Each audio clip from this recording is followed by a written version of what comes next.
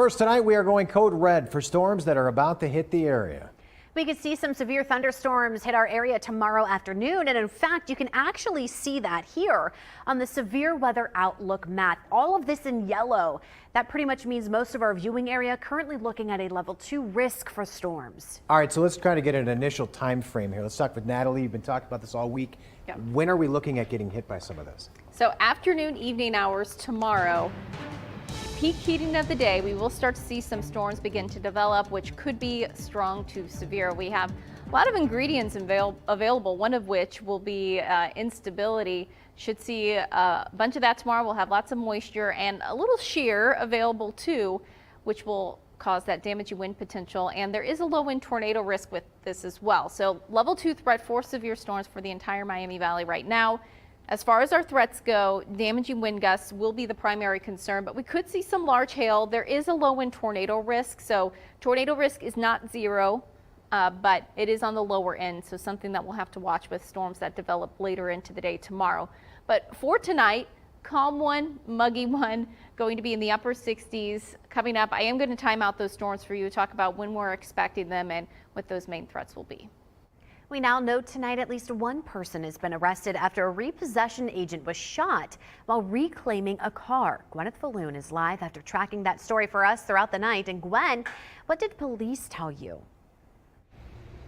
Well, at least according to Dayton police, this all took place in the 100th block of South McGee Street just before 9 this morning. Like you said, an agent was in the middle of repossessing a vehicle, and we actually had it hooked up and everything. When someone came out of the house, the suspect is related to the owner and began shooting at that agent. The agent was hit in the arm, but they're expected to be okay. The neighboring house was also hit in this incident. The suspect, though, is in custody tonight.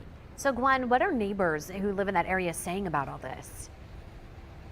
Yeah, Elise, I spoke with several neighbors this afternoon. They say it's unusual. They say something like this has never happened before. You could not get from either end of the street. You couldn't come down the street. We've never had anything like this in the neighborhood. Now we're going to be continuing to follow this story and bring you the latest information as soon as it becomes available here on air as well as online. Back to you. Gwen, thanks. Multiple agencies arrested this man who was wanted on multiple warrants in Dayton today. 28-year-old Antone Jackson was wanted for reportedly removing his ankle monitor to avoid arrest on several warrants. Now, police say when he was arrested, he had a handgun with an extended magazine and a full auto sear switch. Jackson is currently in the Montgomery County Jail, awaiting extradition for other outstanding warrants. Could also now be facing additional charges for the firearm. Dayton City Commissioners taking a stand at tonight's meeting. At the end of the meeting, they voted on an informal resolution expressing their opposition to Issue 1. By making this declaration, they're hoping to inspire voters to vote no on August 8th. Issue 1 is a real distortion of democracy. This is a fundamental change to our Constitution and how we do self-government in the state of Ohio. For such a significant change, it should be on a November ballot when citizens are engaged as well as participate and vote. Over 3,100 have voted via absentee ballot in Montgomery County. And today, Created Equal, a national pro-life organization, did outreach work in downtown Dayton. The organization also went door to door talking with registered voters and pro-life voters. They're hoping to rally support for Issue 1 and the possible abortion amendment. We're hoping that the heartbeat bill will go back into effect. Right now, the state Supreme Court has put a hold on the law. Issue 1 would raise the threshold to 60% rather than 50% plus 1. Our U.S. Constitution takes 2/3 of the Congress and 3/4 of the states to amend. We think that's a good standard. Now, the organization held statewide tours in Cleveland and Cincinnati. Recently, pro-choice advocates delivered more than 700,000 signatures in hopes of getting an amendment on the November ballot. Security already the focus for this year's holiday festival in downtown Dayton. Now that date has been announced just today, and organizers say after last year's incident, safety, of course, is the top priority. You may remember at the end of the event last year, juveniles got into some sort of fight and then one gunshot was fired into the air. That, of course, caused chaos on the streets and police to respond. Thankfully, though, no one was hurt. The investigation into the incident is still ongoing. And as I mentioned, security measures are already in place for this year's event. You have a reposition and better dispersal of on-duty officers, along with the addition of bike patrol officers. They will also add more security resources to the area, and the event will begin and end an hour earlier. Those new hours are from 3 to 8. The president of the Downtown Dayton Partnership released this statement on the new changes to keep the festival goers safe, saying, quote, "Continuing this beloved holiday tradition is important to our community. In doing so, the comfort and safety of our guests at the Dayton Holiday Festival remains our highest priority," end quote. Congressman Mike Turner speaking to us in an exclusive interview today. He talked about the House's passage of the National Defense Authorization Act for 2024. He says it has a lot of provisions in it that affect Wright-Patterson Air Force Base. That includes a $10 million planning and design for a $200 million expansion of the Life Cycle Center and a 5.2% raise in base service member basic pay, the largest hike in more than 20 years. Being a senior member of the Armed Services Committee, it gives me the ability to advocate for Wright-Patterson Air Force Base. One of the things I've done is brought people to Dayton, Ohio, and had them tour and see the needs and the opportunities that we have there. With that, I've been able to get members of Congress who think Wright-Patterson Air Force Base is essential to our national security, and with that, we should invest. Now, the act authorizes a record amount, more than $886 billion for defense spending. Still has to pass the Senate. Majority Leader Chuck Schumer says he thinks they're on track to get it passed before August. Well, it's one of the biggest weeks in Ohio. The CenterPoint Energy Dayton Air Show presented by Kroger is back, and we, of course, are excited. Abby Forbes is here to explain all the preparation that goes into the air show. Abby. Yeah, I spoke with the executive director, and they told me that they prepare so far in advance that they have already started thinking about next year. But I'm told that they start mowing and setting up fencing as soon as it gets warm enough in the springtime. But the main setup is in the weeks leading up to the show. Really, everything starts 2 weeks prior to the show. That's when we're able to shut down the runway, and that's when everything really starts to happen. Obviously, the big headliners are already on their way, should be arriving sometime tomorrow, of course, but how do they kind of go about picking the actual acts for the show? Yeah, so I'm told that they alternate between the Blue Angels and the Thunderbirds each year and then build the rest of the show around that premiere act. Now this year, the Thunderbirds are that premiere act and they are set to arrive tomorrow. And we'll continue to cover this show throughout the weekend and keep you updated on air and online at Dayton247now.com. Back to you.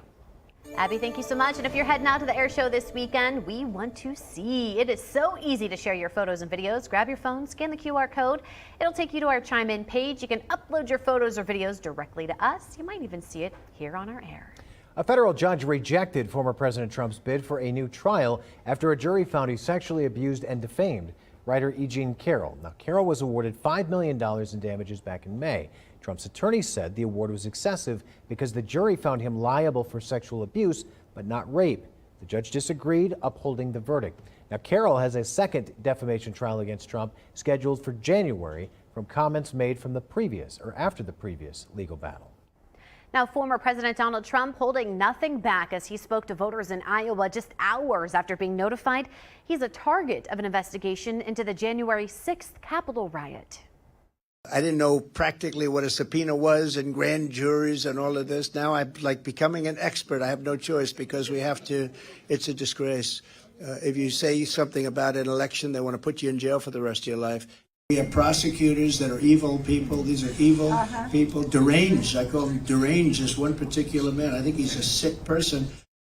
Trump refers to special counsel Jack Smith, who's not only looking at the events leading up to January 6th, but efforts in general to prevent the peaceful transfer of power to President Biden after the 2020 election. The former president, who's running for re-election in 2024, has already been indicted twice, once in New York and once in Florida. The White House announcing a new round of security aid to Ukraine. The $1.3 billion package includes more air defense capabilities, also provides funding for artillery, mine-clearing equipment, munitions, and systems to counter drones. The White House press secretary says the equipment will help Ukraine better protect its ports. These latter capabilities will become increasingly important, especially now that Russia has pulled out of the grain deal and has renewed attacks on port cities, as we have seen over the past 2 days. Now, the aid is being provided under the Ukraine Security Assistance Initiative. The White House says it's part of the administration's commitment to strengthen Ukraine's military over the near and long term. The U.S. has provided more than $40 billion in military aid since Russia's invasion in February of last year. It's been 4 months since the Norfolk Southern train derailment in Clark County, and tonight we're checking in with the neighbors who live in the area. Mamie Ba has the latest from where that train derailed back in March. Cleanup efforts have wrapped up here on State Route 41. Take a look. It's a much different sight than what we saw after the March 4th train derailment. Now, the residents here tell me they are happy it's over. I didn't think we was ever going to get rid of our orange barrels. In fact, they just took them away. The 212-car train was the second Norfolk Southern train to derail in Ohio within a month. The Ohio EPA tells me it's done with their part in the investigation. In a statement, a spokesperson wrote in part, since no hazardous materials were involved and there was no impact to nearby water, there was no need for Ohio EPA to collect samples at the site. Ohio EPA did monitor Norfolk Southern's cleanup along the railroad and a nearby commercial property, which is now complete. Evacuation continues at a nearby residential property, but Norfolk Southern is working with the property owner to complete that cleanup. I'm told when it comes to that cleanup, it's about getting rid of some plastic pellets. Right now, the NTSB and the Federal Railroad Administration are investigating the cause of the derailment. Now, when it comes to reimbursing the Clark County Sheriff's Office and the Ohio EPA, along with other agencies for the response efforts here, I did ask Norfolk Southern about that. It did not respond to me, but the Ohio EPA tells me that it has sent them an invoice, but it hasn't been paid just yet. Back to you. The Clark County Sheriff's Office sharing the results of a drug bust tonight. Lydia Bice live at the Now Desk. What did they find exactly, Lydia? Well, take a look at this here behind me. Deputies say they found over 1,000 grams of marijuana and over $7,000. So 2 Clark County Sheriff's Office deputies arrested 22-year-old Riley Haynes earlier today. He is now being charged with fleeing and eluding and failure to comply. Deputies say that Haynes may face additional charges based on the suspected drugs that were found on him. Now, we'll continue to follow this story, and as we learn more, we'll update you here on air and online at Dayton247now.com. Back to you. Lydia, thank you. A new bill to ban drag performances in front of children, while lawmakers and advocates are now going head-to-head on the issue. Also flooding across the states after heavy storms. A look at the cleanup process underway right now. Plus, tracking the threat for severe storms for our Thursday. I'll time it all out for you. That's coming up. Here's a live look from our Eco Plumber Skycam. You're watching Dayton 24/7 now.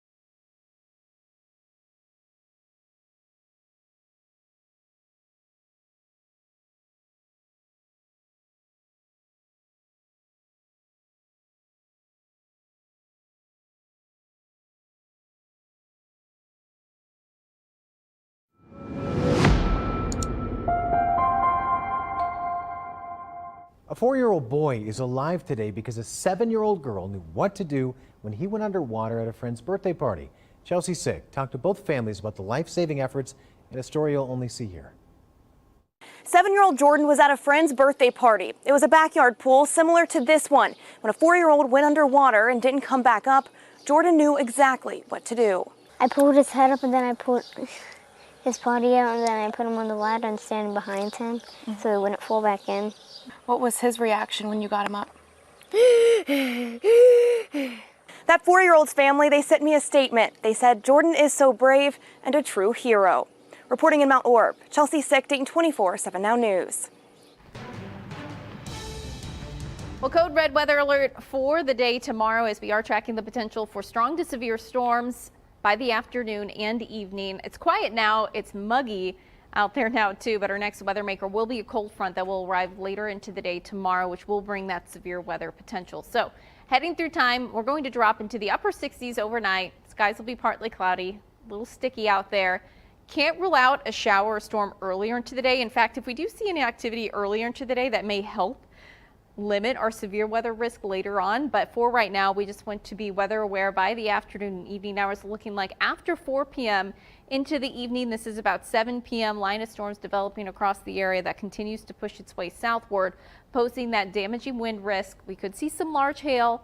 There is a low wind tornado risk with these storms too. So we're going to be monitoring this very closely as we head into the day tomorrow. I'm going to talk about what we're expecting after this moves through coming up in a bit. Banning drag queens from performing in front of children. That's the focus of a new bill introduced by lawmakers just this week. Violators, in fact, could face anywhere from misdemeanor to felony charges. While Ohio Attorney General Dave Yost believes the bill is an admirable goal, some LGBTQ advocates say it's an attack.